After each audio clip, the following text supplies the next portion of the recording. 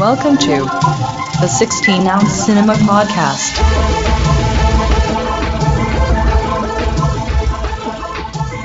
Hello and welcome to 16-ounce Cinema, where we drink pints and talk pictures. I'm TJ, and the Academy Award for Best Picture goes to Angus. Ooh, Best Picture. I like that. And the Daytime Emmy for Makeup goes to Michael. I'm more artsy. I have more respect. Sucks. No, you don't. No, you don't? Man. Yes, I do. Nobody respects you. Yeah, you're in the ranks of, I guess you do get respect. You're in the ranks of Ellen. Yeah, exactly. She's rich.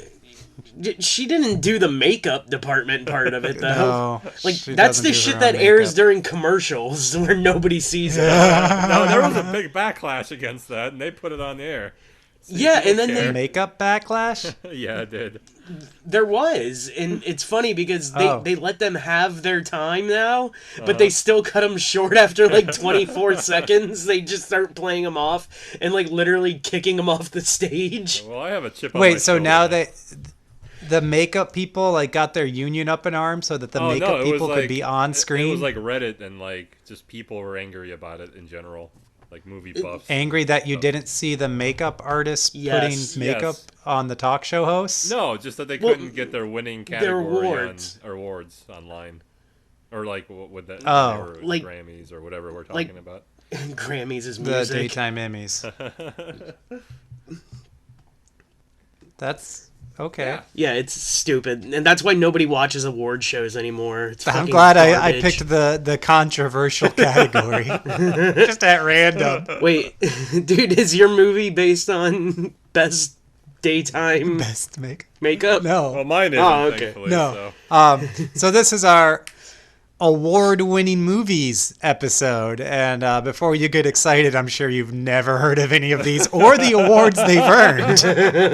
But let's get to our beers first. Michael, you get to start us out. I'm watching a Czech film that won a Spanish film festival, so I decided to drink an Italian beer based on an English barley wine, and its name is Beneficio Grado Plato Cucumella.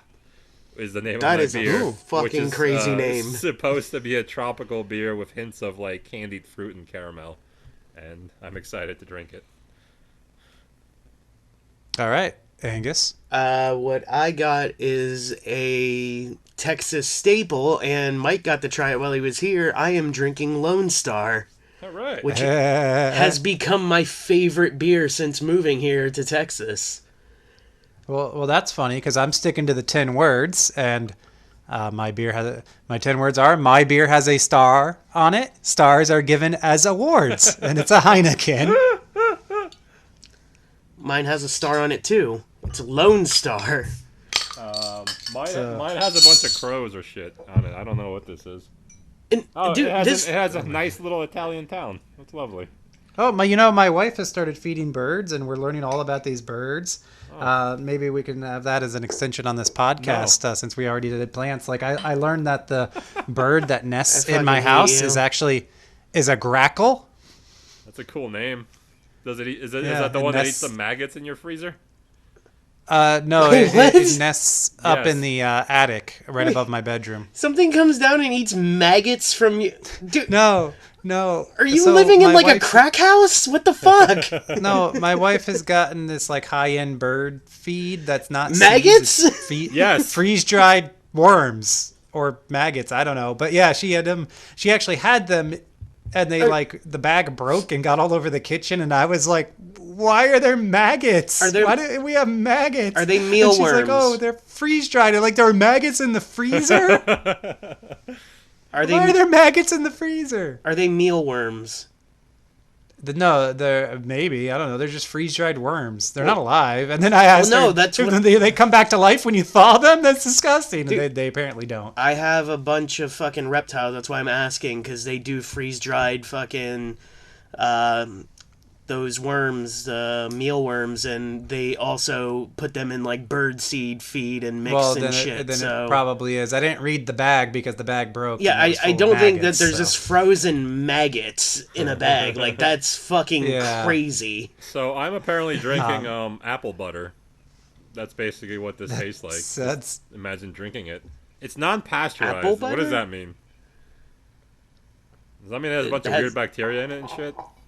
Yeah, like you're gonna like see stripes. Oh, I don't they want did to. it. I don't what? I don't didn't- want to see stripes. What does that mean? What do you mean?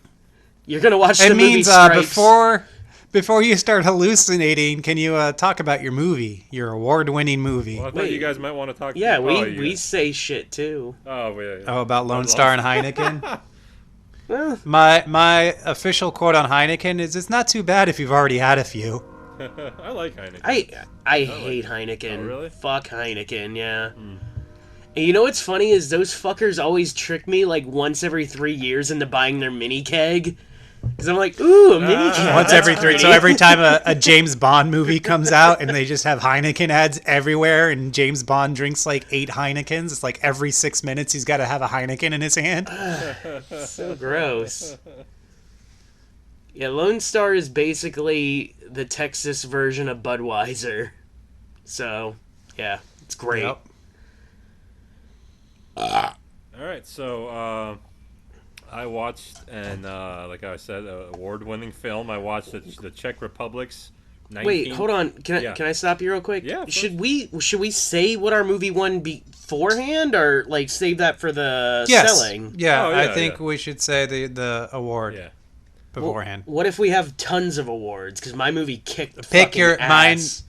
Mine also has a ton of awards. I picked one favorite, one standout. I want to hear all your rewards, Angus. So you can tell me Rewards. all rewards.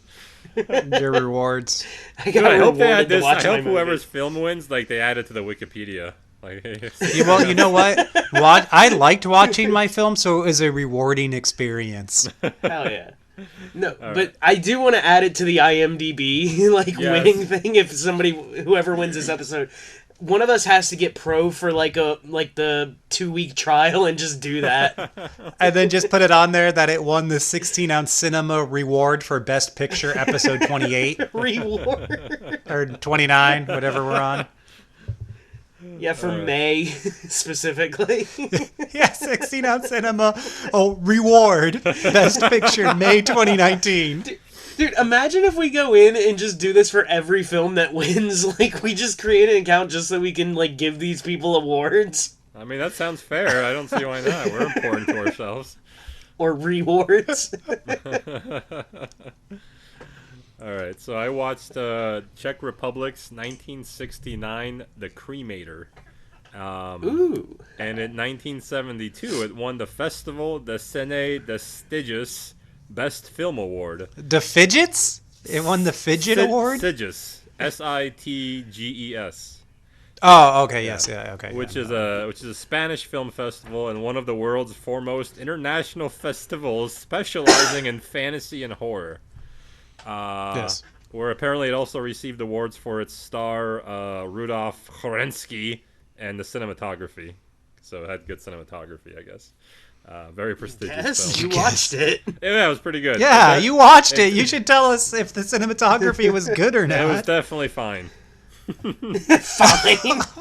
I guess in the 70s, fine would be award worthy. It's Fine or ultra fine? It's basically it's fine. It's basically characterized as like a horror sci-fi comedy mashup. And this film was banned in the country in Czechoslovakia until 1989, until communism fell. So fuck communism. And apparently the main actor was really only known for playing comedies. So this was like Jim Carrey in The Cable Guy or something like that back in the day. All right, so the movie starts at the zoo with a bunch of fast cuts of animals and this dude talking to his wife about this being like the spot where they met up first and kind of fell in love or whatever. And now he's kind of bummed out because his life is kind of meh. And then his wife starts talking about how like they're not doing that bad, but he's a guy, so he just starts talking about like he doesn't have any money or anything like that. And then he starts talking. Wait, what? His wife is a guy? No, his wife's a chick, but he's a guy. Hell yeah. And his wife's That's like, why this "Hey, we're movie doing was all right," banned. but he's just like, "Yeah, we don't have any money." And then he starts bitching about her mother and like aunt and how they always pay for everything and how they have a bunch of money, and that he has like a scheme to finally make more money. And he's haunted by the idea that he's not doing enough for his family. And he also looks like the big fat guy in the Three Stooges. If that guy looked like a serial killer mixed with Babe Ruth. So Curly looked like did look like Curly. a serial killer. I love that Mike doesn't know any names ever to the point that he doesn't know Curly from the Three Stooges. Can you name a Three Stooge besides Curly and Larry? Okay, so you do know him. I would never understand who was who. There's a fourth one too. I forget his name. No, there's like 6. There's Curly Joe. There's Shemp. Oh, Shemp. And Curly something. There's like fucking 3 Curlys. And only one was good. Yeah. Oh, I guess they all died a lot back then. Yeah. I don't know if they die any less now. I don't know. I don't know how that works. They don't get recast as often, I guess. Yeah. So the Babe throws a party and invites this one dude who is supposed to help his monetary situation, but he hasn't really said how. And he also cheaps out on everything at the party and tells the waiter not to serve anyone booze. And he only served watered down coffee, and only if the guests pay for it. Yeah, this guy's a dick. That's fucking gross. Yeah, watered down and paid for. It's fucked up. Oh. He's pitching this dude like an MLM scheme of some kind, dealing with his like sugar business, which is what I got from the subtitles. But I don't know exactly what he's pitching. I'm sorry to interrupt. I just thought of something. Isn't coffee like just made of water? Yeah, but like if you I think if you reuse the grounds because you're poor, like they get less good. I guess. I don't drink coffee, so I don't really know. But I did that once to a guy I worked with. He's like, "Hey man, could you make me more coffee?" And I was like, "Yeah, sure." So I made him. I just poured more water in the brewer, and then he came back like 5 minutes later. It looked like I killed his fucking dog. He was like, "Did you just put more water in there?" And I was like, "Yeah, man, I made more coffee." And he's like, "You didn't give me fresh grounds?" I was like, "No, man, I didn't think about that." I rebrew my coffee in the afternoon, but we make it really, really strong in the morning, and then we use less water for the rebrew. Yeah, really, I can only have like 4 sips of your coffee before my heart starts palpitating. So yeah, so our afternoon coffee is just like a pick me up, not a wake me up, and it tastes a little watery, but yeah, okay. Yeah, I hate coffee. I can only do iced coffee. Ooh, I like iced coffee. It's so good. I like what's the other coffee? Cold brewed coffee. So there's no ice in it, so it's not watered down. Oh yeah. What's some other coffees we have? Yeah, that's a good one. They drink pretty good. They drink pretty good, don't they? TJ has no idea. At the party, the dude keeps putting out everyone's cigars and telling them that they won't be able to smoke in eternity in hell. So why are they smoking down here? This guy is a dick. This guy's at his own party that he's throwing so that people can give him money. That's not how you do it, you bad host. No, he's a commie. He doesn't know any better. What are you going to do? And then he whips out a book he is a commie? I think so. He eventually kind of, sort of becomes a communist. He's into it. Okay. Then he whips out a book about Tibet and starts relating Tibetan Buddhist monks into cremating bodies, because he's a cremator. But he also starts talking about Jesus, which I don't think he made it to Tibet, so I don't know what the hell this guy's talking about. But that's what he talked about at the party, that he wouldn't let people drink alcohol or smoke cigars at. I fucking hate this guy. Yeah, this guy's a dick. He's the dick the whole fucking movie. And he starts doing really dick things, but that I'll get to later. So next he goes to a painting shop and that has a lot of boobs on it. A painting shop? Yeah, like where people sell paints, like paintings. An art gallery. Oh, thank you. Sherman Williams. Let me. Paint shop. He went to Sherman. I scratched painting shop off and put art gallery. Thank you, TJ. Oh my god. So this art gallery that has a lot. Oh, hoity-toity. Painting shop. That does make more sense. Painting shop. That's retarded. All right. So this art gallery has a lot of paintings of boobs, and he touches some of them like a little kid. Like if you imagine a 7-year-old kid touching mannequin boobs. That's what he does. I imagine you doing that. No, I don't do that anymore. I don't think I ever did that. Oh yeah. So then he buys a painting of the Nicaraguan president, but tells the guy he's buying it from that it's totally not the president. But then he brings it to the fucking home, and he tells his family that it is the Nicaraguan president. This guy's fucking out of his mind. And he said that this is going to go to the nicest painting is going to go to the nicest room in their house, which is their bathroom. And so when he hangs up the painting of totally not Nicaraguan president, he can't stop seeing boobs on the painting. Like, we get a bunch of flash shots of boobs instead of the actual painting spot. So next, the babe brings people over for dinner and says the painting of the Nicaraguan president is some fucking health minister. I like that every time you've said that word, it's changed. What, Nicaraguan? Yeah, I think even spell check couldn't fucking help me with that. So, he has to prove to this guy, the health minister, or whoever the hell he's talking to, that his family is German and has some German blood. And then this guy says, you have a drop, it's good enough. So apparently the one drop rule is definitely alive in Czechoslovakia. Hell yeah. He's a German guy, we are now told. He compares his job at the crematorium to his marriage. To some, like, there's this dork that he invites to work. They never really explain what the dork does. He just kind of helps, or he kind of follows him around and, like, smoking cigarettes, like watching people get cremated. So was he actually hired, or? No, I guess did he just so. show It just up? seemed like he just kind of showed up, and the guy was kind of cool with him. And then he always talked about him stopping smoking, even though he always fucking smoked.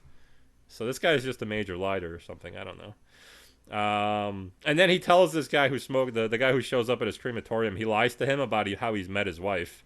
And then we meet the front counter clerk who's addicted to morphine. And then also, like, every 20 minutes, this goth chick keeps popping up and staring at the babe. Yeah, she doesn't say anything. Is she hot? 60s goth. She kind of looks like Elvira a little bit, except like more attractive and cuter. If that. Wait a minute, there is no more attractive and cuter. Younger. Did I tell you guys? I guess I should say younger. Did I tell you guys that my dad used to have a cutout of Elvira, like a life-size one back in Ohio? Like, it was for like Coors Light or something. Like, you got it from like one of the like corner stores, I guess. Elvira drinking a Coors? Yeah, like she promoted, like, it was either Coors or Miller Lite. I can't remember which one. I want to say Miller now that I'm thinking about it. Was she wearing like a Coors Light tank top or something like that? Or? No, she was wearing the fucking Elvira thing, but she was like holding a fucking 12-pack of it. And that's awesome. Does she still have it somewhere? Oh, yeah. Oh. This was like early 90s. And she was like, fuck, I don't know. But okay. I've seen that thing before, and I want to rebuy it. But it was funny because, like, I think that's what got me, like, liking goth chicks and shit, was that fucking stand in my when house. You were 7, you're just like, look at this hot chick. Hell yeah. But, my mom hated it so much that when we moved, she made him, like, fucking throw it away. And I will never forgive her for it. Oh, that's fucked up. Yeah. Fuck you, Mom. Alright, so while he's showing the dork guy around, he gets real, like, sensual about cremating people, and his voice keeps changing octaves whenever he talks about fire or the burning ceremony, as he calls it. He also imagine he sounds like a smooth R&B singer when he talks about it. He also sensually rubs his shoulders and head all the time. So like he was his own? This dork guy who smokes a lot. Yeah, he's just like he leans on him and gives him a rub like Joe Biden would, and then like he rubs his head on occasion. It's fucking weird. I guess it was just like okay to do this shit like that in 1960 or whenever the fuck this happened, or I guess it was 1942. Well, it's okay now. Apparently, he can do it. Oh yeah, Joe Biden does. Yeah. Joe Biden does it and then puts the N-word on things, like pictures of the old president. Like, what an asshole. Well, this guy didn't do all that. So then he just watered down coffee. Then he joyously shows off all the dead bodies and uses his own comb to comb their dead body hairs, or like their head, their heads. Their dead body hairs? Yeah, on their heads. On their heads. Yeah. And then, like, after he does that, he, like, combs his own hair. And then, really, he just kind of starts sexually molesting this guy, the dork. Like, he just, like, he like, puts his hand on his chest and just, like, rubs it vigorously. It's fucking weird. So after that, and this guy isn't getting paid. Yeah, I don't know what he's doing. He's smoking a lot of cigarettes. He's just getting molested. Yeah, and maybe he likes it. Maybe that's his own payment. I don't know. Next we get a carnival scene, which is great, but the babe can't handle all like everyone being so happy, and he grows pretty unhappy himself. So he takes his family out of the festivities and takes them to a dead people wax museum.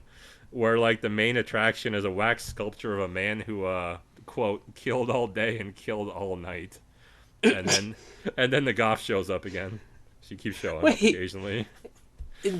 So it's just like that's the most famous person they could do a thing of? Yeah, I guess was some so. guy who killed a lot? Yeah, it was a dead people museum that about people who killed people.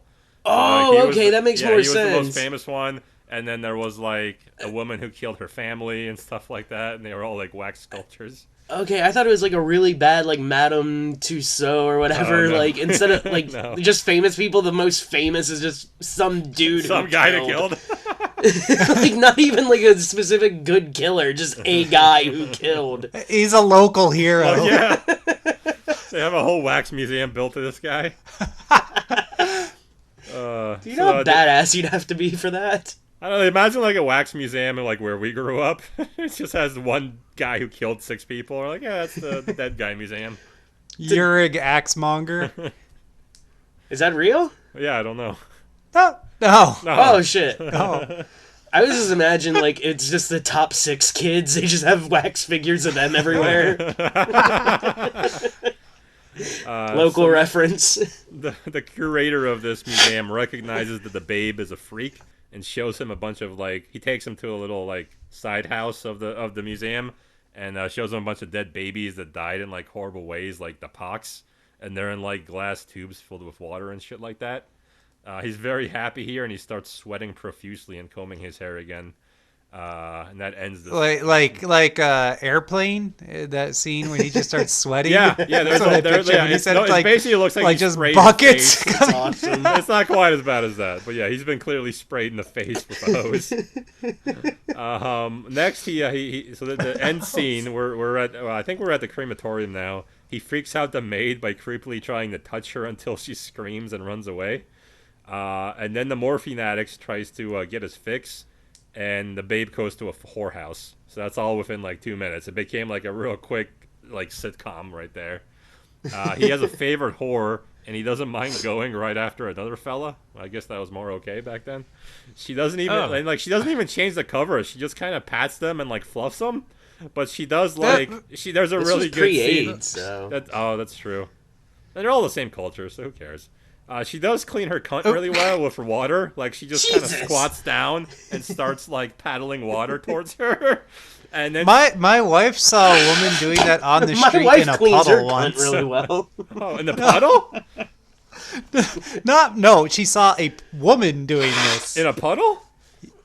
In a puddle. That's like, disgusting. this woman was, like, wearing a big loose dress, and she was just walking down the street, and then she like got to a puddle, and she squatted down and lifted her dress and didn't have anything on underneath, and like got handfuls of water from the puddle and splashed them up at herself. Dude, that's so fucking gross. How you get worms or whatever. That's I don't know, whatever. I guess it's hot in Florida. Whatever. Yeah. Who am I to Yeah, judge? it was in Broward, so That's even terribler. yeah. Also, she Dude, washes... that actually grossed me out. Yeah, it's pretty gross. The puddle water. Fuck, dude, it takes in a a lot vagina. to gross me out. In South Florida heat, this is all terrible. Yeah. In Broward, it just keeps getting worse. Terribler and terribler. There's so a after goddamn she's done... cigarette butt hanging from her pussy lip now. Yeah, she's like, "Oh, I got one," and lights it up. Yeah. So after she washes her cunt, she washes his cock. And I don't think I've ever had my cock washed this way before. She's very gentle, and he pulls his shirt up like a child. So this is like really, really graphic? No, you don't. It's only like above the chest that you're seeing them, but you're just seeing them go about the motions of cock cleaning. Can we go back to that? Okay. You said you haven't had yours washed like how have you had like very vigorous cock washings? Like well, no, I've never had my cock washed where I was like half dressed and holding up my shirt. Oh, okay, because you said it was like gentle and stuff. Like I'm just imagining like somebody's just like beating the shit out of your dick with like a soap bar. They're beating it like you're like a new person in the fucking military base. Cleaner, like a fucking cleaner, sack maggot. Sack of soap. So next, we meet the babe tells this morphine addict guy that like the Nazis are coming and that he probably should stop doing morphine because they'll probably kill him. So that's nice of him. I don't think it's gonna work, but he tried to get him off the morphine. Later, the Nazis... Were they killing morphine people? Oh, yeah, they killed all the undesirables, including, like, drug addicts and stuff like that, and alcoholics. Oh, shit, I didn't know that. Yeah, Why aren't they represented enough? Yeah, I don't know. Nobody cares about, them, the alcoholics. Us. So they did kill the addict later on in the movie. They finally Spoilers. Then we get to a scene where they're doing a cremation. He keeps molesting the dork guy, who says he wants to leave, and he says he's not happy with all the dead bodies. But I really just think he's not happy with all the constant fucking molestation he has to go through. Yeah, that'll do it. So then he gets invited to join the Nazi party, and the dude shows him porn to entice him. But it's blondes only. He specifically states that. And then he starts shit-talking the Jews right away. He's getting into the spirit of things, so he's definitely going to make a nice Nazi. Also, he mentions liberating other dead people to space so they can find new souls. This is what he means by cremation, I guess. And then he hangs out with a bunch of Jews talking about killing the Germans. So I guess he's kind of like playing both sides in case the Germans don't win or something. I like this guy. Yeah, this guy's just pretty alright. He's always prepared. So is this all part of his money-making scheme? No, that's just something that went nowhere. Oh. Yeah, it's just something that happened. So then a bunch of Nazis show up and arrest all the Jews in the crematorium, and the babe is really... They just wrestle? Huh? They arrest them. They don't wrestle. They I heard wrestle. That would have been way cooler of a film. But no, they take them away to kill them because that's what they do. We both heard wrestle, and I was so happy. I was like, did one of them have a steel chair? What the fuck? This would be cool. Cremation match. Oh god, that's a real thing. Yeah, hell yeah. Holy shit. Dude, the Undertaker broke in and started fucking this guy up. The Undertaker actually comes out of the oven. Paul Bear's in the cupboards. Oh, no! This is a fun Nazi movie. We should write our own WWE-themed Nazi film. I didn't know the Undertaker was Jewish. That's a surprise. Actually, no, it's not. So anyway, that happens at the crematorium. Now it's mostly him and a couple other people. The Goth shows up again, and he's just kind of showing wandering around the place. And then anyway, he kills his fucking wife. So that happens. He hangs her in the bathroom, and then he knocks on the door as himself, dressed like a monk, and starts talking to himself while his wife dangles in the background. We're told that the Dalai Lama has died, which makes everyone sad. And then he starts banging blondes with his new Nazi friends after cremating his dead wife. Sorry, I haven't been paying attention because I'm just imagining Saving Private Ryan, but the Undertaker is there. In which role? All of them, or? See, I was trying to pick which role, but then I just started imagining him he shoots his way up to the beach so that he can wrestle Nazis. Are all the Americans face to Undertaker face? And all the Germans are Kane? Oh my god! I didn't go that far to recast everyone as Undertaker. Paul Bear is actually all the officers in every single platoon. This is just madness now. I just imagined him shooting his way up the beach and then wrestling in the bunkers. That makes sense. You got to get closer to them to wrestle them. So I like the idea of different eras of each of them are doing different things. Yeah. The American badass version of Undertaker is flying the planes. He's doing the last rites off the top of a pillbox. So after he kills his wife and bangs a bunch of blondes, he kills his fucking son next and pisses on him. And then he puts him in a coffin of his assistant that he killed earlier, the dork guy that he molested all the time. He killed him? Yeah, he killed him off camera. Oh, this is hilarious. You said it's a comedy, right? Yeah, I'm having a great time. Next, the Nazis offer Babe the dream job, which is being in charge of the biggest furnace ever made to burn all the Jews. Oh. And he seems very, very happy about this. So anyway, he tries to kill his fucking daughter next, but he's stopped by himself as a monk who tells him not to. Yes. Wouldn't the daughter have been hey, where's my mom and brother? Well, they didn't have cell phones back then, so he did all this. I can fucking tell if they're not in my house. Well, everyone, nobody knew he killed his wife. and then like the next day he killed his son, and so it's like, and then the same day he's gonna kill his daughter. So it's all just kind of getting away from him. Okay. So after that, we learned that his wife was a Jew, so he's actually liberating his family, and which kind of makes sense, as his main character. Dude, this sounds like super political version of The Dentist. Yeah, that's a really good description. And he tells the camera that he believes the more people he burns, the more people he saves.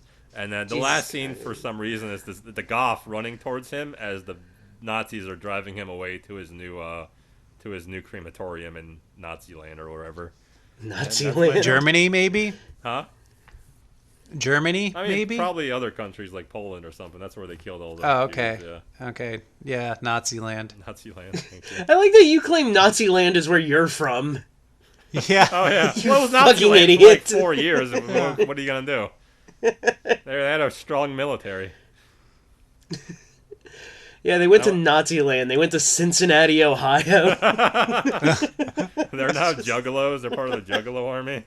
Hell yeah. Let me get my So I notes believe ready. TJ watched the film as well. Well, Yeah, but Angus goes Yeah. next. Oh, okay. I was just That's affirming you also watched the movie. That's fine. Yeah, I did. I watched one yesterday that I'm not going to talk about. Oh. what was it? Actually, I don't think I watched The Spy Who Loved Me yesterday. But Oh, I've seen I watched that that before. Tolkien movie. It was pretty good. oh did you? Oh, yeah. Yeah. That did look good. Yeah. I've It- never... It has more and less like Lord of the Ring vibes than I thought it would. Which I don't know if that makes sense. I don't know. No, it doesn't. Okay. Not at all. Oh, okay. Wait, you saw it too? No, but what Mike said didn't make sense to me. Well, for you to quickly judge like that, I figured you saw Yeah. it too. That was a good drama. Yeah, I liked it. Yeah, I fucking hate Lord of the Rings. I've never watched one of those movies fully, except with you guys. I watched like one of the riff tracks. That's it. Now, you're not a fan of fantasy, so that makes sense that you wouldn't watch I that movie. fucking hate No. it. Hate fantasy. So I hope you didn't watch a fantasy film. All right, so the movie I watched is called Fantasy. Fuck. All right. Let me do the awards, I guess, for this movie. Yeah. What I watched was 2014's Circus of the Dead, and it won awards for... Most of these are just shit like the actor and People's Choice and stuff. Yeah, but pick a couple like really standout ones. I'll name the actual award festivals. The Anatomy, Crime, and Horror Film Festival, it won 4 awards. Chicago Horror Film Festival, 1 award. Fright Night Theater Film Festival, 2 awards, and one of those is including Most Shocking Film. Oh. Housecore Horror Festival, which Wait, is what movie is this actually again? Circus of the Dead. Oh. And Housecore Horror Film Festival, I think Housecore is the thing that Phil Anselmo from fucking Pantera puts on every year. Okay. Because he's like a big horror fan, so he does like his own horror festival every year. I don't know if he still does it or not, but I know he did. Alright, so Circus of the Dead. The reason I chose this movie was because fucking many years ago I went to Spooky Empire and they had like free posters sitting there, and one of them was signed for a movie called Doll Boy. And you guys know I will take anything that's autographed. I love autographs, even if I don't know who the person is. I got featured in my company's employee newsletter, and you have a signed copy of that with my picture on the front. Oh yeah, I do. I love favorite. autographs. That's my second favorite of your signatures. It's so good. Dude, I'm putting that up at work. Like, I still want to get it, like, professionally framed before I put it up. So, like, people are just like, what the fuck? Why do you have that? I'm like, dude, this It's dude's fucking signed. good.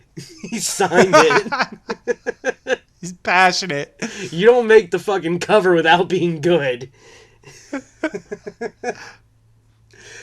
Shit. But yeah, so it was for a movie called Dollboy, and it was signed by the director, Billy Pond, also known as Bloody Bill. And eventually I watched that movie Dollboy, like, a couple years down the road, and it was like a short film, but it was surprisingly good. Very brutal, like, just this, like, fat dude in, like, a baby mask going around just, like, beating the shit out of people with a hammer, but, like... Yeah. The gore and shit in it was amazing. Like, I was fucking shocked at how well it was shot for, like what I was just assuming to be some shitty no budget movie that premieres at these like fucking dumb horror cons, you know? But it was really good and really well done. So when I heard he had a feature film out, I was totally interested in watching it. So that would be... 5 years later, you watched it? Shut up. I want to say that the movie was toured a lot before it came out, like, actually on video. Oh, yeah, that's probably true. I've owned the Blu-ray for about a year now, maybe a little over a year, because I used to live in Tampa where Grindhouse Video was, which was the fucking coolest video store ever. Like, I think it's the coolest fucking store in America, because I think it's the only one that still does that. What? Is that the one I went to when I was there in Tampa? No. This was in Tampa. Yeah, that's what I asked.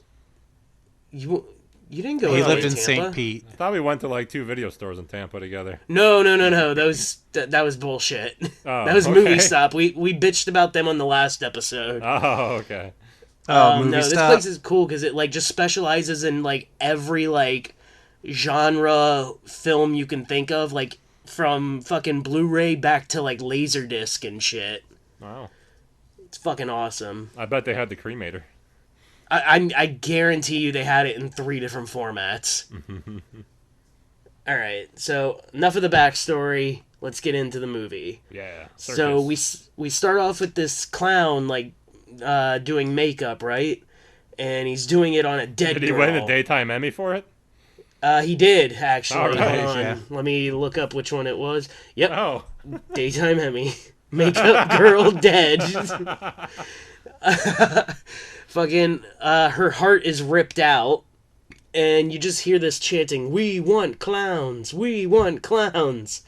So you get, like, this John Wayne Gacy quote about how, like, a clown can get away with murder and all that. So we see this, like, nice, like, wholesome family, you know, like the father, the mother, the 2 kids, and the dad is this blonde dude, right?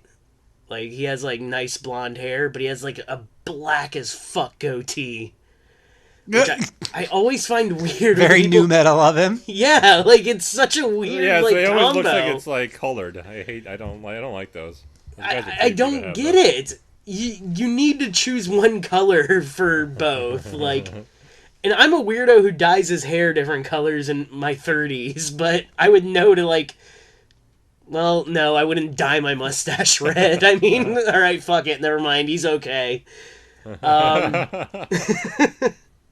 So they're a nice family, whatever, and then like we cut to a diner scene where it's like a shitload of like old white people and stuff, and they're all just like babbling, talking, and then this black cop comes in, and everybody loves the dude. Like, he's the most popular guy in town. Cool. Yeah. So. Any reason, or just he's a cool guy? Well, I think he's the only black guy, so like, Oh, okay. they just love him because they don't see it every day. Like, this is like fucking Western Texas, like way Western Texas. So, I guess that means like nobody's there. Except, I was like, I don't know what that means. I don't know cities. I don't know because I've never been there either. I live on the east side. Yeah. And, yeah. Anyways, the blonde dude, he's just bitching about his life and whatnot. And it's funny because, like, in this scene, it sounds like the AC is running. Like, it's very clear that the AC is running. Like, I've filmed realism, before. that's what that is. Yeah. Like, I've filmed before, and, like, hearing it, you totally know what it is. They're putting up a circus tent, and this clown goes to his trailer, and he has like 3 women hung up and like a dude tied up. And this clown's name is Papa Corn. And he is like the head clown. Alright. And so now there's 2 other clowns, and they tie down the dude, and like just the dude that was tied up, they tie him down again to another thing, and like they cut his arm off and then like blowtorch it like shut, like cauterize it, you know? Oh no. And then they wake up a midget clown, and then they tape his arm back onto the part that they've already burned off. Oh. And then that guy pukes on Papa Corn, so Papa Corn gets mad and just staples his mouth shut. Now, because he did that, Papa Corn has like this this poster, and it has like all these different images and shit, so he crosses off a hand picture on it. Every time he does something, he crosses a picture off of this poster. I'm just gonna give that away now.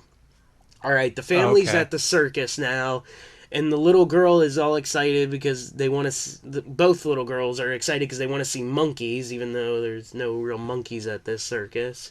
Yeah, what the fuck circus has monkeys? That's what they were getting at, is there is no fucking monkey circus. His children are dumb. Monkey circus. Papa Corn stares at the dude's wife, and he's like looking at tarot cards with like a naked lady. Yeah. And one with like little girls on it. No. So then these clowns, they put on like a really fun cop show for everybody, you know? And then they like at the end they like beat up this guy at the end and like kill him. And it's NYPD Blue. Huh? They put on a cop show like NYPD Blue? Yes. It's a very serious cop drama with these clowns that goes on for 45 minutes of them trying to solve a cold case. Fucking Ice-T shows up with makeup on.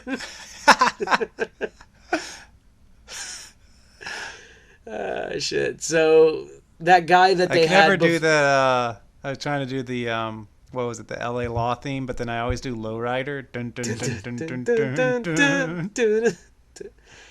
You know what came on in the car today that made me so happy was da da da. What you doing? What you doing? All right. We gotta stop that. All right, so the guy that they kill in front of everybody was that fucking Did they kill him for real, or they kill him like clowns kill people? Like, haha. They kill him like clowns kill people. Like they have like crazy hammers and shit, and are just beating them. But the people don't know that.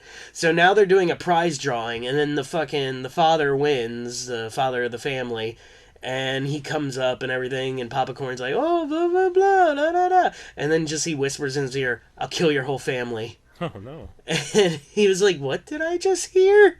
And he's like, "Oh, I need you to sign this paperwork." And the fucking father signs the paperwork even after hearing, "I'll kill your whole family." Nah, you didn't really. You should always read what you sign. All right. Now there's just some random dude driving with his son, listening to nu metal. Yeah. Yeah. I wish I knew the song, but it was totally nu metal-y. And then this clown pops out of the back of the car and like puts the gun to his head. They cut out his tongue, and then there's this fat clown that eats the dude's tongue. The midget clown. What? Gross. Yeah, it is pretty gross. It's actually, and like I said, this fucking movie, the special effects and everything are like practically done, but they're really fucking good. Like it's another level of like B movie, like violent good, you know? Yeah. Mm-hmm. It's awesome. All right, so the little midget clown takes the kid, and How many midget clowns are there? There's only one. Just one. I thought he just had gets his, around a lot. Body fucked up. There's like fucking 40 midget No, that clowns. was the person that they were messing with. There's like no plot to this. Yeah. Okay. All right. So now the clown is staked out at that family's house, the one where he said, I'm going to kill your whole family. Like in his clown gear? Like he's just sitting across the street in a car in his clown outfit? Yeah, he's in like a mini car and there's like 42 clowns in it and he's just camped out there. That's what they do. Dude, if you ever see like a car with like a little fucking twisty thing on the back, like in your neighborhood, just fucking go. There is some shit about to go down. Alright, so he's just watching. The black cop breaks in, right? He breaks into the house. Oh, just like what? he would. Yeah, because, like, he thinks something's up. So, like, he thinks... Oh, okay. So he breaks in, and it turns out he didn't think there was something up. He was there to fuck the wife. Oh. And he fucks the shit out of the wife when the kids go to school. Nice. So now Popcorn sees all this going down, and he goes to the window and just starts fucking jacking it at the window. And this is one of my favorite parts of the movie. While he's jacking at the window watching her bang the black dude, he just yells, come to the circus, bitch. That doesn't even make sense, but it made me No, laugh a lot. but I love it. I love it so much. Alright. Fuck, I needed a drink for that. So now Popcorn breaks in with his other clowns, and then the fat clown beats the fucking cop up with a garden gnome and like beats him to death. He starts chasing the woman around the fucking house and then slits her throat. And the daughters come home from school and he's like, surprise party! And their fucking mom is just sitting there with her heads cut off. That's the best parties. Yeah, well, it wasn't cut off, it was just a very slit throat. He says he's their dad's brother, and then now the dad comes home. The dad's name is Donald, so I'll just call him that. A terrible name. Yeah. He freaks out that his wife is dead, and he gets injected with something in his neck. Now we get a news report, and they're talking about these dead bodies, and they're in search of the husband, because the husband is the suspect. The two dead bodies they found were the cop and the wife. Right?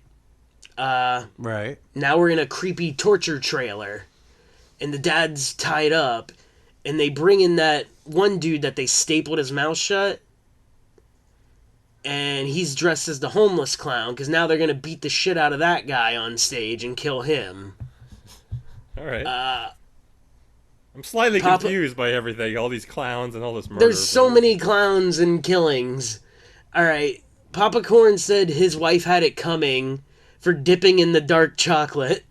So wait, does this clown army just like go town to town and killing people and like righting wrongs? Yes, that's exactly what they do. They are vigilante clowns. The quantum leaping clowns. They're just stopping interracial sex wherever they go. There's a bunch of white nationalist clowns. Oh, KK clowns. KK clown. Ku Klux Klans. That's not good. Oh shit, that'd be great. Dude, under their hoods, their faces are painted still. I don't even know what you said. You're laughing so hard. Oh, I didn't even understand that. Oh fuck, I don't know.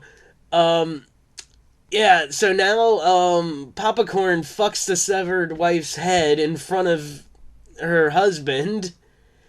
That's reasonable. And says the kids are fine for now. He shows them a video of them being like shocked with like a cattle prod. The kids? And says if Donna will play the game, he'll see them again. If not, he kills them. So now we go to the clowns and they're inside a Quickie Mart. And Popcorn's flirting with the chick, like the fucking... why can I not think How's of he a register? flirting? Fuck me or I'll kill you? Is that his Kind of, yeah. No, he's actually cashier. he's a very sweet man. Like he's a very talkative, flirty man. He's good. Alright, so he's doing that with the chick. Some guy named Paul walks in and Papa flashes a card to the fat clown, and the card has like a drunk on it. So then the fucking fat clown goes and hits him with a giant hammer. Now Papa Corn just rapes that fucking poor girl he was... He could have had her, too. Like, she was totally into him.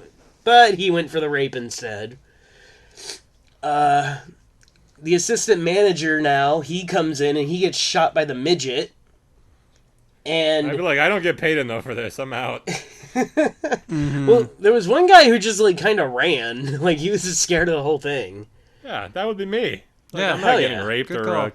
hammered to death. I mean, I see like 8 clowns come into a quickie stop, and with one of them's a midget, I'm leaving. I'm just gonna get my Monster energy drink and get out of there. Wait, so you would stay, because you'd have to wait in line while he's flirting with the girl. Oh no, I'm not gonna wait in line behind them. I'm leaving. I'll get it. I'll down pay the you. road, I I'll guess. pay you next week, dead guy. See ya. I would Yeah. just Taking go all to the these place things next door. Like, there'd have to be another gas station close Right? by. Yeah. Without all the clowns. Yeah. As a sign says no clowns allowed. Oh yeah. Oh, man. For clown segregation. No wonder they're so uppity and uptight and murderous. We've been treating them like second-class citizens for way too long. Stealing their land and their laughter. We're stealing their land, their native clown lands. We are shutting down circuses, so I guess they are taking away their Millennials are land. killing the circus industry, so they've got to have their revenge. Dude, you know what'd be funny is if we have to pay clown reparations before Well, I'm identifying as a fucking clown coming up. We took their land. We've taken their elephants away from them. Yeah, clowns can't even fuck with elephants anymore. That is fucked Yeah, up. no more elephants. It's funny, Dumbo came out at a time now. Like a remake of Dumbo came out when the elephants are no longer allowed in the circus. There And That's wasn't why it's it really bombed. going to in age that movie quickly. either. No? No, I didn't see it. I did. No clowns. That's weird because circuses have lots of clowns and no elephants I now. didn't think What about kind that of till- backwards reality does Dumbo exist in now? Well, That's fucking Tim Burton's crazy world. yeah. Only he could imagine this. Tim Burton is deleting clowns from our institutions.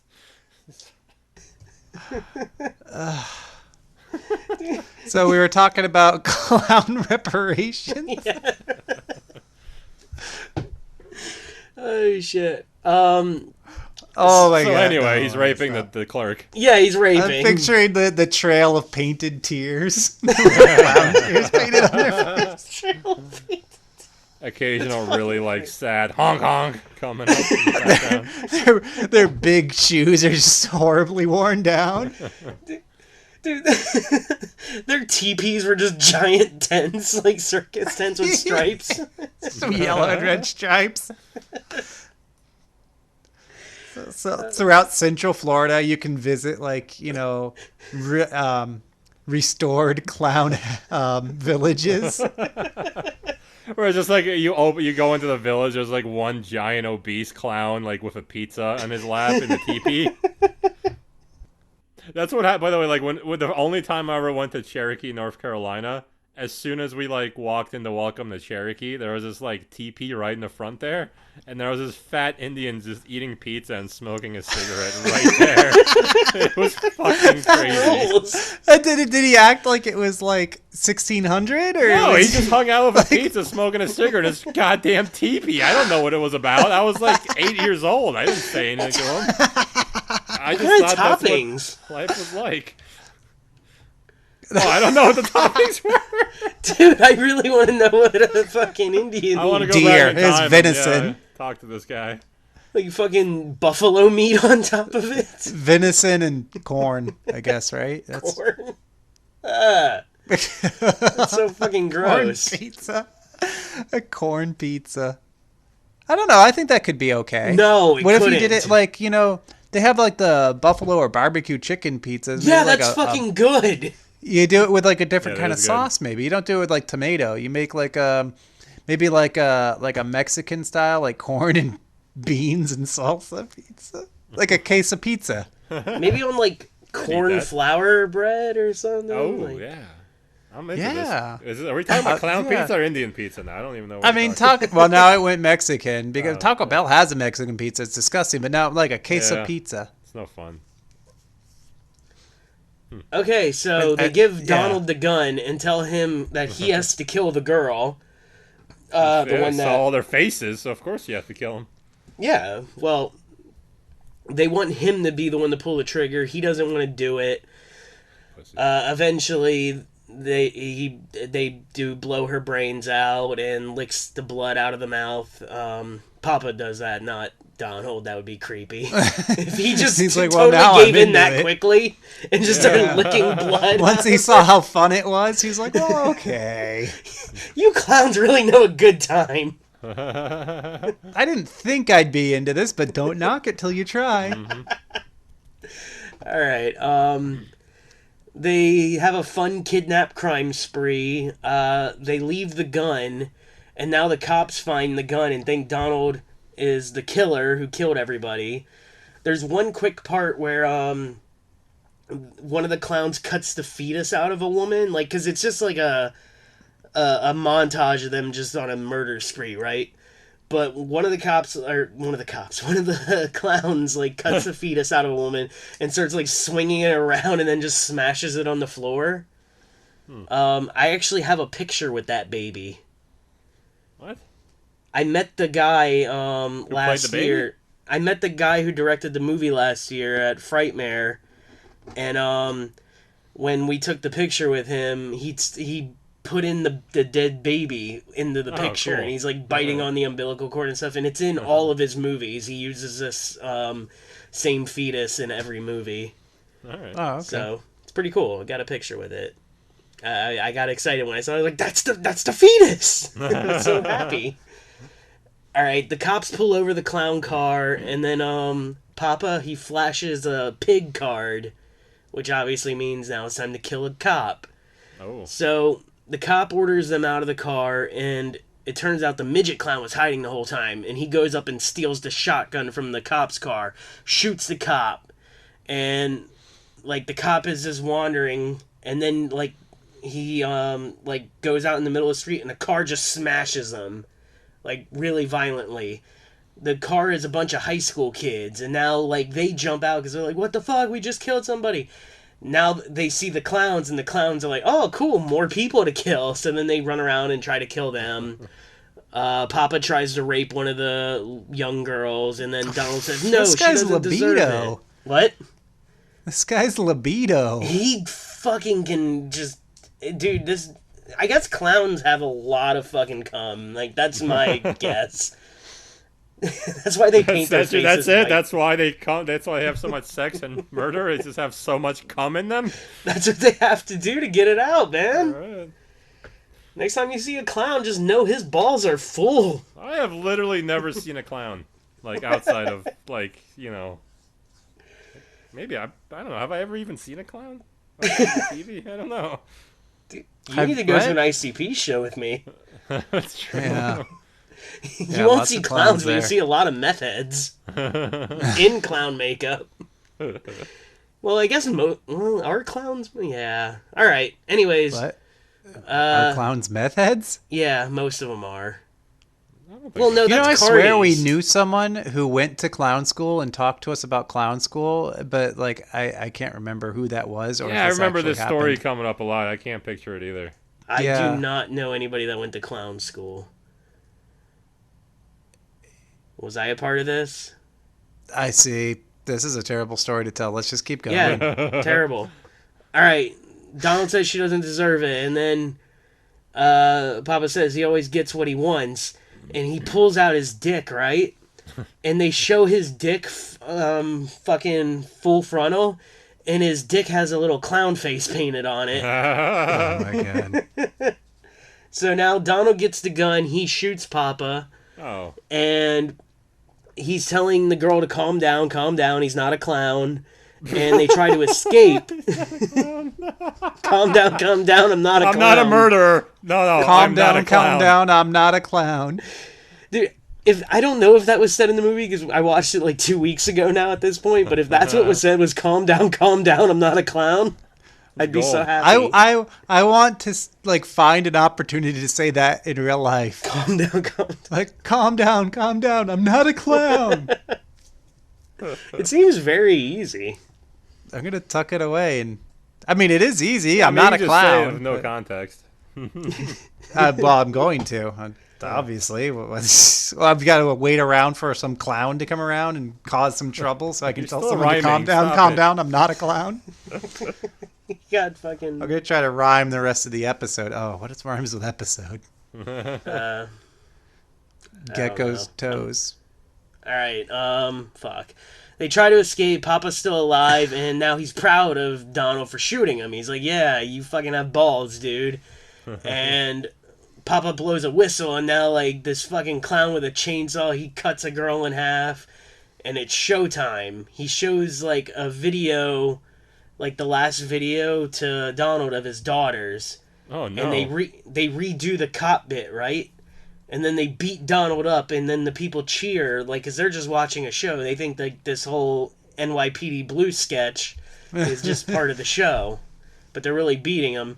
And Papa tells Donald that he won. He won the game, and then he injects him again. And Donald wakes up in a car with 2 cards in his hands and a gun. And I'm going to save the rest. Oh, I was just All getting right. titillated. All right, so my movie won a lot of awards. The one I want to highlight is that at the Madrid International Fantastic Film Festival, besides winning Best Director, Similar to mine. Best Screenplay, Best Special Effects, and I looked this up and I couldn't quite understand what the criteria for this award being given. But at the Madrid International Fantastic Film Festival, there's a Paul Naschy Award, and it won that in 2015. Who is Paul Naschy? Paul Naschy? Oh, shit, no, I know Angus him. knows Paul Naschy. Yeah, I know him. Wait, why did I ask that? I know who he is. Yeah, Mike, you don't know, but he's a Spanish guy who did, like, a lot of just really, like, sleazy horror movies through the 70s, Yeah. 60s, 70s. Like, he just kept going on, but yeah, super sleazy stuff. They have these Low budget. They have these Blu-ray collections now of his where they put like fucking 8 movies per disc on it, like on Blu-ray for him. Angus and I first discovered him when we were teenagers, and we watched this movie, and I remember we thought he was like a hairy Jack Black vampire. Just being lecherous with women. That was the movie. That's how I actually had the review. I wrote a review way back then, and that's basically what I said. It's just hairy Jack Black. Do you still have that review?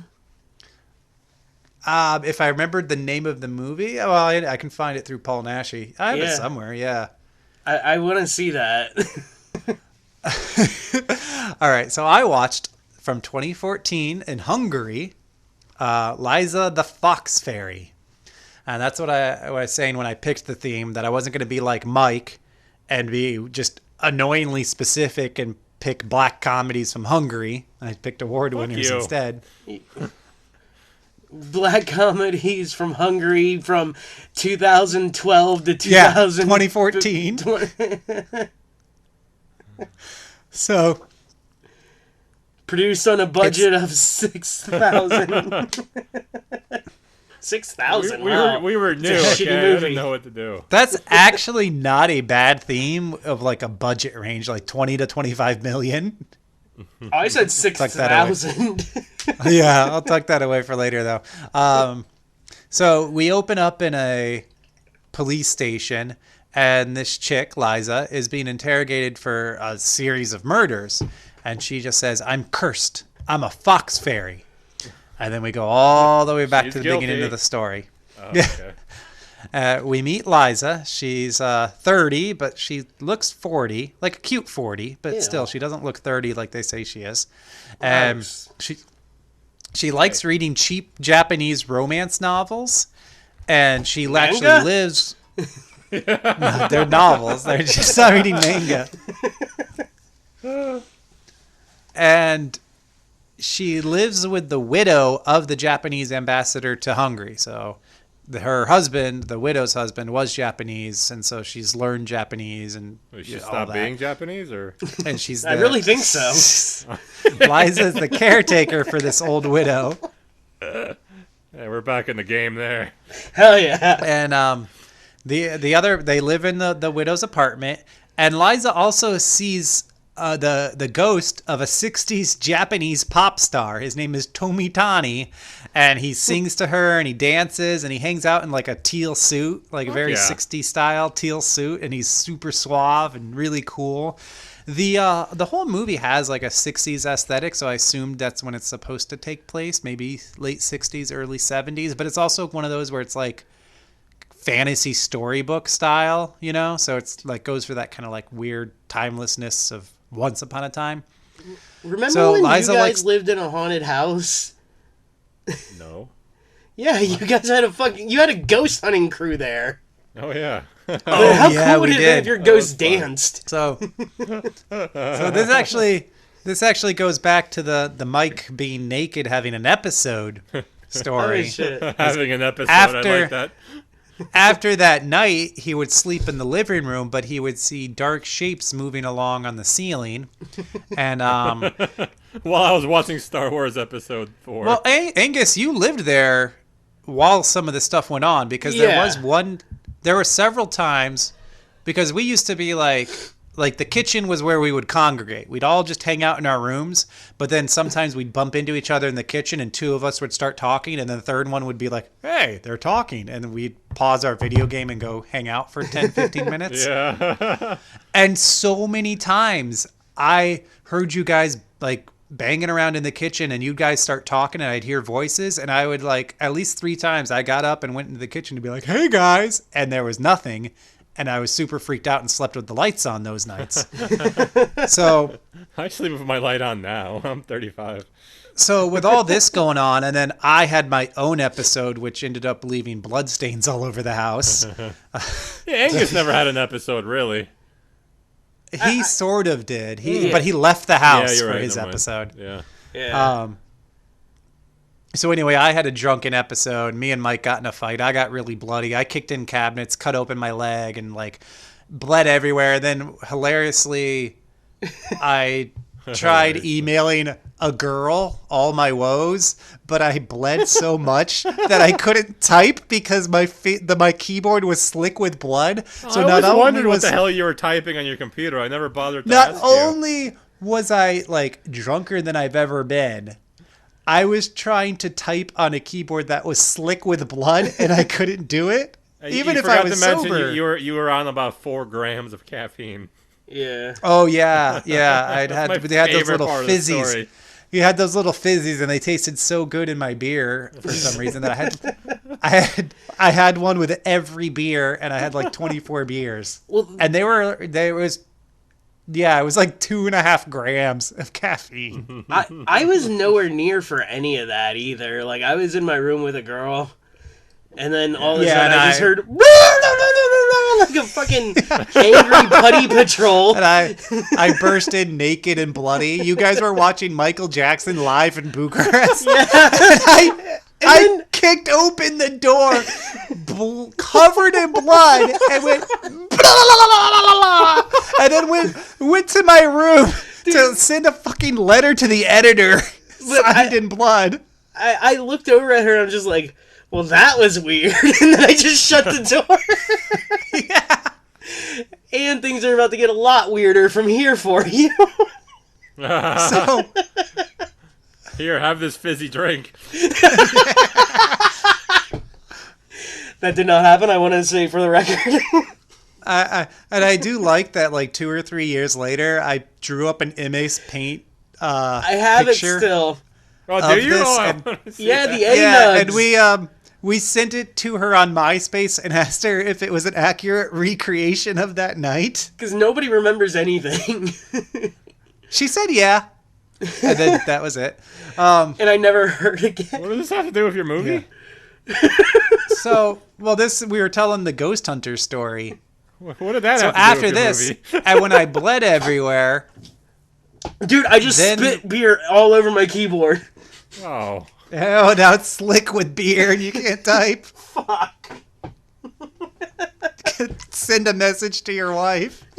Come back like, I remember she emailed me back like, what the fuck is wrong with you? And I looked at what I sent and there wasn't a single word in it, I don't think. I was just like reading it. I was like, oh my God. And then I was like, what could I possibly have been trying to tell her? Like, she really didn't mean anything to me. Like, she's not a meaningful person that I would go to for like consoling. Anyway.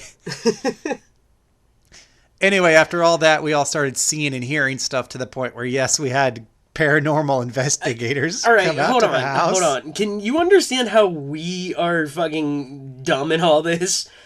We all had like a crazy panic episode over the course of like Mike's was like the one night and ours was this night. And then just all of a sudden we're like, no, it has to be fucking poltergeist in the house. Well, hang on. I remember there we was couldn't one take night... responsibility that we fucked up because we didn't know how to handle ourselves on alcohol and drugs. I mean, it is, but the paranormal investigators came for several hours and then never contacted us again. Yeah. Because they realized you were fucking stupid. You know what? We should have invited them over when we had a party when we were all just fucking 24 beers in. Then we would have seen some shit. The things we saw and heard happened when we were sober. So. Oh, right, yeah.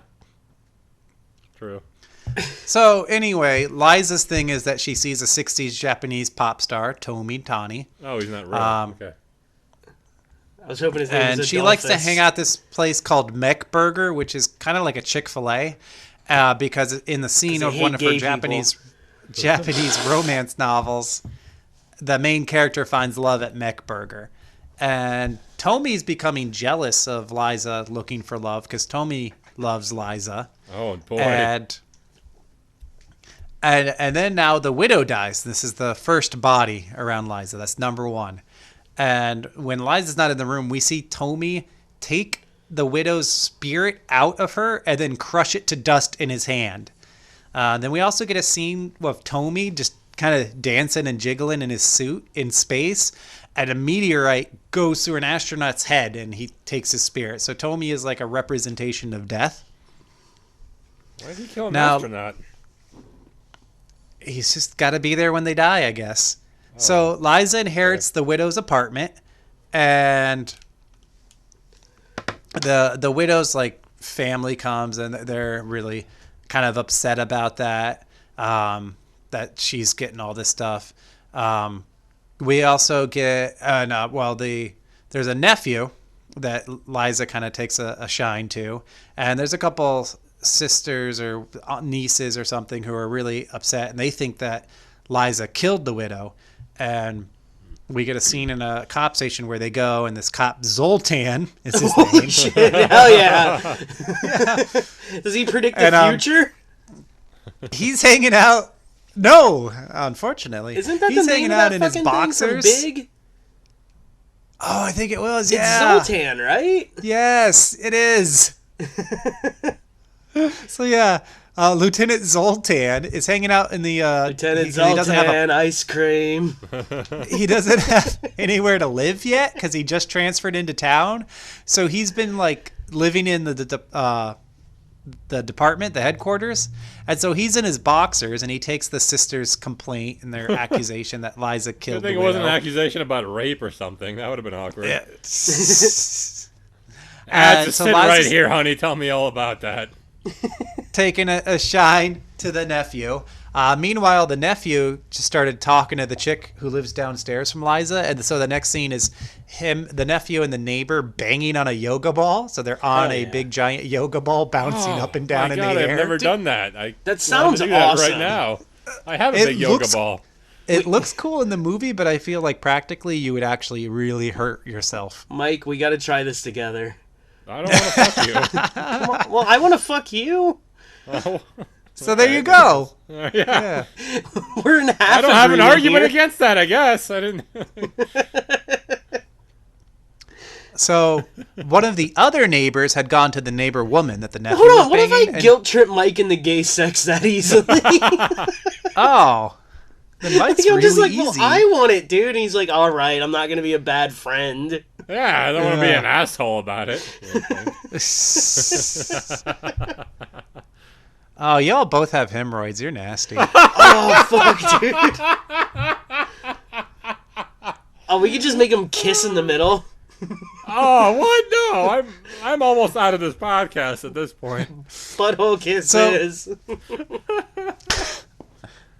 Anyway, Liza gets this recipe book because of stuff that happened to try to lure this other guy in, right? Because she just keeps looking for love. But this recipe book, this guy loves really, really disgusting stuff. The guy's name is Carolee, whatever. Call him K.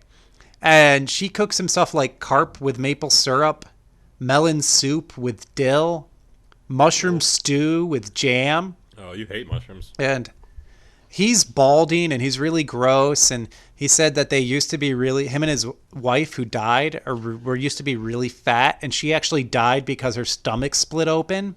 Oh, boy. From being fat? Yeah. Is that a And thing? she cooks him liver with mint. Hold on. No. Can my fucking stomach split? No, it took Yes. it took that guy from 7 eating like 100 like Cheerios boxes to die, or whatever, the Campbell's soup. Very scientifically 100 cereal accurate. boxes. And a 10 What of Campbell's cereal soup. did he eat? Lucky Yeah. Charms. Dude, he got his local school so much money, though, from those box tops.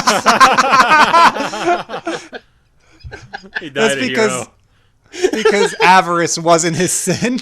Dude, the local school has, like, a statue built to him, but it's only halfway done because he was so fat.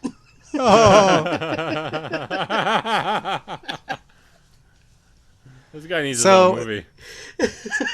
The fat So after dude their from dinner- 7, the spin-off. Oh no, it'll be like a one of those feel good dramas, like Pay It Forward. It'll be 7 and 100 pounds. That's what it'll be. Yes, 100 pounds. That's fucking great. That's the funniest fucking joke on the episode. So Cleverest, after at their least. dinner of liver with mint, Yeah, I'm having they it. have some tea with pickle vinegar, and Kay calls her by his dead wife's name. And then Liza sees Tommy, and Toby starts singing, and then Kay chokes and dies. And Liza tries cutting open his throat to do like that little straw thing, you know, where you put it into She's the not a trachea. fucking doctor. Yeah, no, it fails. Yeah, he dies. Could you imagine And, telling the police what you did? Why did you cut this man's throat? Oh yeah, He no, was no, choking.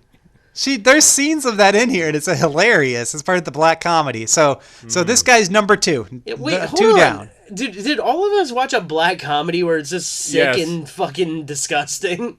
Yes. Yeah, Actually, And that's our idea of black comedy? of award winners. award winners. Yeah. So the cops take Kay's body, but they hilariously drop his body on the way out off the gurney.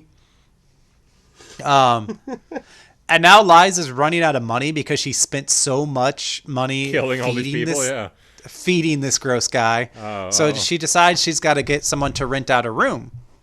And she learns a little bit about what a fox fairy is in this moment. And they're basically kind of like a succubus where they like lure men to love them out in the woods. Succubus. But then the men die. Oh, Any I'm man out. that comes around them dies. So they always end up killing themselves out of loneliness. Oh, And that's really so sad. now Zoltan, because of the accusations and because now Wait, there's hold on. 2 Is bodies. Zoltan the fucking dude from Dude, Where's My Car now? Yeah. Is that He's just some- Was that Zoltan? Where they do the Z with their hands? Yeah, you're just going to imagine like every Zoltan. Is that Zoltan, though? Zoltan, I don't know. Fuck, I want to watch that movie now. So I'm leaving. because I'm going to go watch Dude, Where's My Car? there's suspicion around Eliza and Zoltan needs a place, he decides to take the room in her house. And he starts fixing up the house, but he's like fixing the water heater because there's a lot of stuff broken. And as he's fixing the water heater, Tommy makes it blow fire in his face, but he doesn't die. And so now Liza's hanging out the Mech Burger again, and she sees like people meeting up and what they look like, and across the street she sees a Cosmo, the Cosmo magazine, basically like Maxim. Yeah. And yeah, she we're all in our 30s. We all jerked off to Cosmo at least once. I couldn't remember. Well, no, because Really? I've been drinking. I couldn't remember if Cosmo was a real magazine or not. But it is. I used to have Maxim. Like Maxim was I great. jacked off to Yeah. Maxim a lot. Great. Yeah, I still have one like somewhere with Avril Lavigne in it. Nice. I remember. I'm not I really above beating liked off to it now. I remember I was really into Sarah Silverman at the time, and that she was on the Yuck. cover. She was Yeah, hot I don't for know. 6 months. My wife always makes fun of me for like the chicks I liked or thought I was hot, that thought were hot before I was like That's 21. kind of funny since you're married to her, and she's a chick you thought you liked. So I thought it was funny. Oh, I found attractive before I was 21. Yeah. Oh, Well, okay. celebrities. Oh, the celebrities. Yeah. She like Eva Mendes and Sarah Silverman. Well, Eva Mendes might I be don't the know who hottest else. woman ever made for like Yeah, a and- 5 year period. Yeah. What the hell? But then Yeah, no, like, she's but then hot. like she isn't in a few things. Like what? So Yeah, like her. I don't know. deathbed? There's not Training Day, but I remember I watched something and I was like, no, not so much anymore. I think you're wrong. Yeah. Now I'm looking her up. Oh, you know what it was? By You the know way, what I it looked was? at And it was Zoltan. It was that guy. It's probably because the movie itself was so stupid that it even tainted her. It was Too Fast, Too Furious. No, no, dude, I I'm- love that movie. I'm looking at her. She's totally hot. Wait, she married to Ryan Gosling? She's naked in that. I don't one. know. Holy Let me shit. call him up and ask him. Hey, Rai. Well, no, because her children are named Esmeralda Amada Gosling. Gosling, yeah. Yeah, and Amada D. Gosling. So I guess. Oh shit, she's All right. from Miami. Well, yeah. Oh yeah, no. The Oprah magazine tells me they are together. Yeah. Okay, so Sweet. Wait, whoa, so whoa, whoa, she's Liza retired? places a personal Yes, ad. Angus. I want to hear what Angus has to say. Hang on. It says years active, 1998 to 2014. She's retired. Yeah, you haven't seen her forever. Well, That's good. She wants to be a mother. hiatus. All right, go Yeah, ahead. people I'm do going to that. read about her hiatus. People do that. So Liza places a personal ad, which attracts the attention of Ludwig, which is this weird guy who hides in cupboards at work. And Pallbearer? What the- next we have Liza in her bed, and we get a shot of her feet, and she had good feet, Michael. Oh, Stop oh, that. And she's Stop buttering him up. she's working on her looks to look like the woman on the Cosmo cover. And meanwhile, Zoltan is fixing the house some more, and Tommy is dancing around the house crooning. And she meets Ludwig at a Mech Burger, and because of her ad, Ludwig actually thinks she's a prostitute, but she doesn't pick up on it. Huh. And they he's trying to like negotiate what she will and will do or will Yeah. or won't do. Yeah. And she's still traumatized by her last relationship, so she asks him, "You wouldn't stick pickles in donuts, would you?" Ugh. And Fucking he hate says, pickles. Stop talking "No, about I pickles. only want simple things." So they go back to her house and they my God. drink some sake. And Tommy, who always has a mic, by the way, starts singing. And she The actually imaginary plays friend? the ghost, yeah, the 60s Japanese pop star in a teal Yeah. suit. He's always in that teal like leisure suit. And she actually puts on Tommy's music. So sometimes she turns on the radio and Tommy's music is actually on, and you still see Tommy in the room, although obviously other people can't see him, only Liza can. Okay. And they start dancing, and then Ludwig grabs her boob and dies. Oh. He's the third one down. Wait, It turns out he had a heart attack because he drinks a lot of coffee. He's on a lot of pills because he's such an anxious He little should have fuck. watered it down. And then he was drinking the sake. Man. And Liza I'm attempts really to... turned on by this murderous bitch. Liza attempts to give him CPR, but breaks all his ribs in the process. Holy shit. And they have a scene too where the people at Ludwig's work just think he's hiding in the cupboards again, and they don't miss him. Zoltan's still working on the house. He gets electrocuted. He falls and he busts his head. And then we get this little aside to just a gorgeous Japanese mountainside. And it's a fantasy of Liza now as a like Japanese fox fairy. So kind of like think like a fairy, a fox, and a geisha. All in Japanese style mixed together in the woods. And she has a tail. I can't wait for like in 5 years when you don't think it's a beautiful... She, I like nature. She looks kind of like, and now she kind of looks like Nicole Kidman in face paint.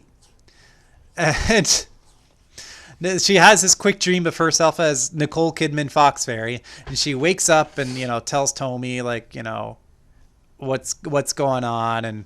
And they decide they're going to go through town. And she just kind of like gets out, gets some air to go for a walk. And as she's walking, he's singing and doing magic on guys so that they'll notice her. So she feels really good for her. And she goes to the library to try to learn more about fox fairies. And while she's there, this guy at the library looks up at her, and Tommy like does scary face that the guy actually sees, and it kills him. So that's number 4 dead. This guy didn't even touch a boob. I feel bad. Yeah. And next up, Liza like is walking down, and she happens to drop her handkerchief in the street. And then this 5th guy, and they actually tell you the names of every single guy. This guy's Giovanni. Giovanni picks up her handkerchief and tries to run to catch it back to her, or give it back to her, but he gets hit by a bus. And another thing is that as everyone who dies in her house dies, they keep the little body outlines in the house. So like the widow and Ludwig and Kay, the body tape. They have it taped around where they actually fell. Next, she's walking, and far away in the background, there's a guy like a chimney sweep, and he's the 6th one down. He dies because he's just staring at her, and then he falls to his death. And now she's really depressed because she thinks she's this fox fairy who can never find love because all the men around her will die. Yeah, this seems obvious at this point. Tommy's just kind of like, well, you might as well just OD on these sleeping pills now. But Zoltan interrupts. And Zoltan.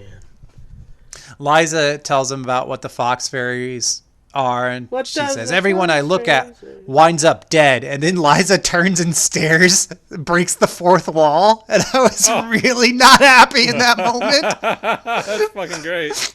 Yeah. And so it turns out, of course, that pure selfless love can break the fox fairy curse. Oh, okay.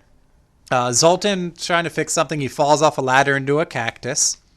Ooh. And now the nephew, his name is a cactus. Oh, I thought you said casket. No, that would have been cool too. So the nephew, the guy from the yoga ball earlier, his name is Henrik, by the way. He's just a horrible womanizer, and he can't get a date that night. So he ends up, hitting up Liza. And Liza, because there's a situation with him having the extra set of keys that she wants to get from him. Liza thinks that Henrik has actually been the one fixing the house. And she's like, oh, well, you must have broken the curse because that's a pure selfless thing to do to fix this house secretly. So they go out and they go to a disco. And that's where I was like, okay, this doesn't take place in 2015. I guess it's in this weird fantasy 60s, 70s. Actually, I wrote in my note, 2015 or 1975, never can tell in Eastern Europe. Well, aren't discos still like popular like around the world? Yeah, exactly. That's what I said. Like, thing? Dude, I got this far into the movie before I realized, wait, this isn't actually current day. I realized it took place 50 fucking years ago. I think it's still current day. So, Heinrich, by the way, he looks like Jay Leno mixed with Ben Affleck. So they go back to her house, and he gets in the house, and then he slips and falls and busts his head. But it was just a fake out. He's making fun of her whole fox fairy thing. Silly man. Yeah. What a funny fella. Yeah. He sure is now he turns on the radio, and turn it in. The Tommy music is on, and he just, turns off finds other music to listen to, and Tommy huffs off in like a puff of smoke. He's upset that his music got turned off, and Heinrich and Liza dance, and they sleep together. And then the next morning, Heinrich calls the next girl that he wants to hang out with that day and leaves Liza. And what happens with this girl is that Heinrich's getting it on with her, and he gets spotted by the woman's husband. Oh. And there's this fun song. There's such great music, but I wrote in my notes because zala la la la la whoop. That's what plays through this whole next bit. Zala la la la la whoop. And so Heinrich ends up going back to Liza's, and the husband hired a hitman to go kill Heinrich. And so the hitman stabs Heinrich right in the base of the skull, and he falls into Liza's front door. And then the chorus goes, dance, dance, have a good time. And Zoltan gets electrocuted again. The body falls through the door. That's number 7 dead. Liza faints, and then Tommy keeps on singing his happy-go-lucky Japanese pop songs from the 60s. And now we catch up with the beginning scene where Liza's there talking to the cops. Zoltan's okay and insists she's innocent, and he has evidence to show that she's innocent. And Liza ends up going home to OD again, and she takes all these pills to ODB. And is she a drug addict? She has this dream now where she's in Mechburger, and she realizes it was Zoltan all along who was fixing the house and who loves her. And now the dream goes dark, and Tommy shows up, and like the world's crumbling around them, and there's some nice shots of cherry blossoms. And Zoltan is trying to like get to her bed, so he's breaking into the apartment, and he's getting hurt horribly. He's getting hurt horribly as he goes along. So, like, he hits into the door. He accidentally shoots his hand. A chandelier falls on him. And he trips on a phone cord. Is he Mr. Anyway, Bean? What the fuck? Yes. What is going on? Finally, she tells Tommy she'll agree to stay with Tommy if she spares Zoltan. And now her own pure, selfless love destroys Tommy. And they're happy, and it actually shows them like in the epilogue. They have kids, they go on vacations, except that Zoltan keeps getting hurt by being around her, and Tommy is actually still hanging around, but he's like super fucking annoyed. And then it has just the on-screen text, and they all lived happily until they died. Right. And that's Liza the Fox Fairy. Fuck, man! Like, this is what you base the whole episode off of, is to watch this shit. Yeah, I wanted to watch it. Oh, okay. I'd been cool. sitting on it for a while. Sweet. All right. Wait. All right. Well, no, Angus said wait, and I was just like, and then he didn't say anything. I didn't say wait. No, that was you. Oh, okay. Wait. TJ said wait. Yeah. You said No, well, wait. my bad. Now we can just move on to our next segment, our best bullet points, where we have saved the best for last. Michael? I wouldn't exactly call it best, but it's an interesting theme throughout the movie. And during the whole movie, we see this married couple 3 times. Once at that Dead People Museum, once at a boxing match, and once at the end of in a cemetery. And each time the woman is crying hysterically about, like, in the museum, how there's a bunch of dead people, and like she's all overwhelmed by the death.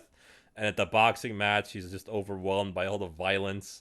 And at the cemetery, she's again overwhelmed by, all the dead people. And then she starts crying every time. And every time she cries, her husband gets really close to hitting her, and he calls her stupid all the time. Oh my god! They have to run away because she's sounds just like me. hysterical, and he's super frustrated about her. Well, later on, the Nazis kill her. So my selling point is this: if your wife sucks, maybe Nazis will kill her one day. That's my selling point. Oh god, one could hope. She is a Mexican.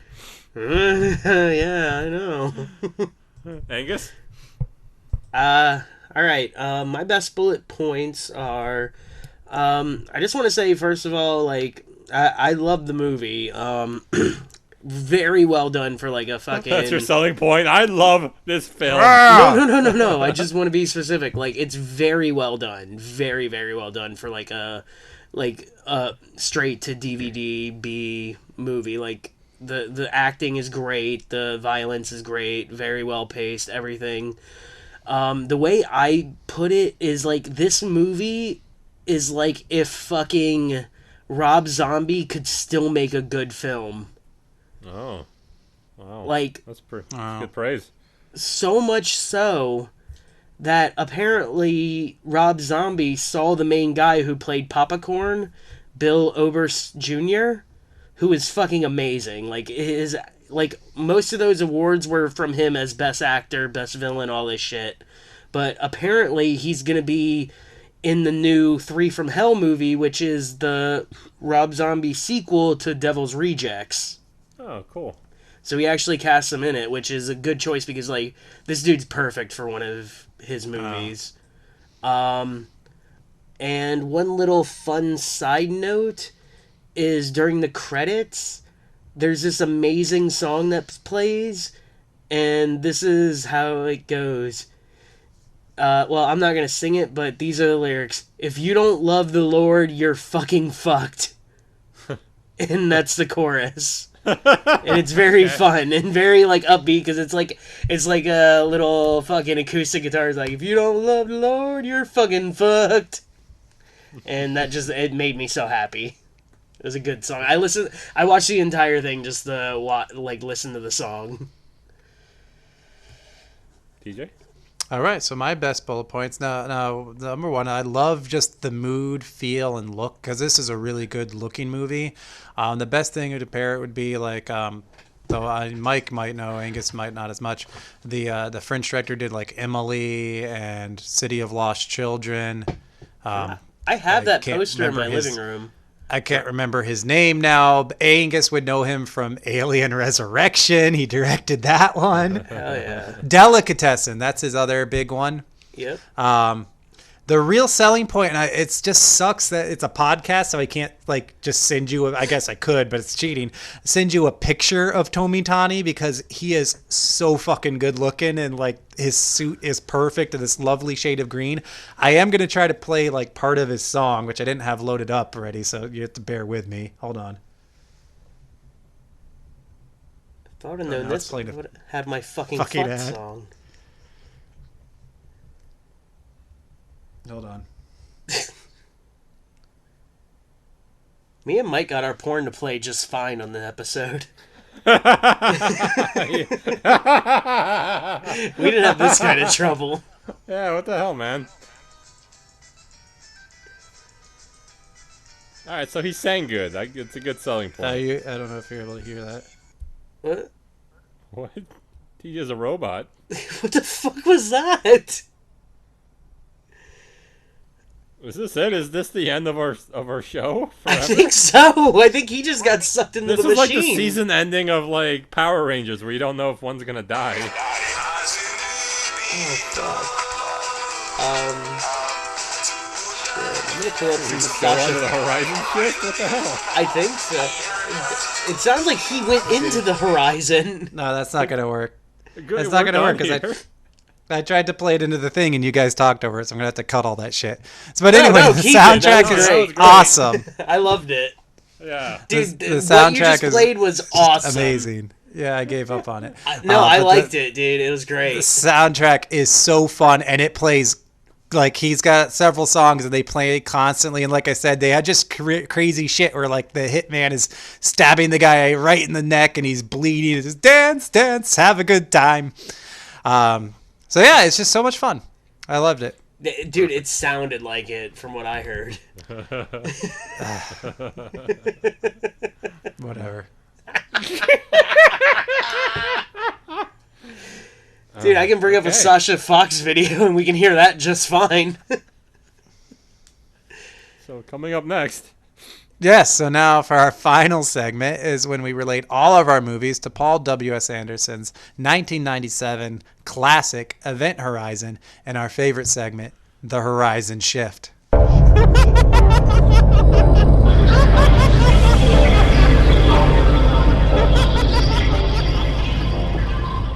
this is kind of the most obvious shift of all time. So this fucker, the Babe, thought he was doing good by burning corpses because he was liberating them to God.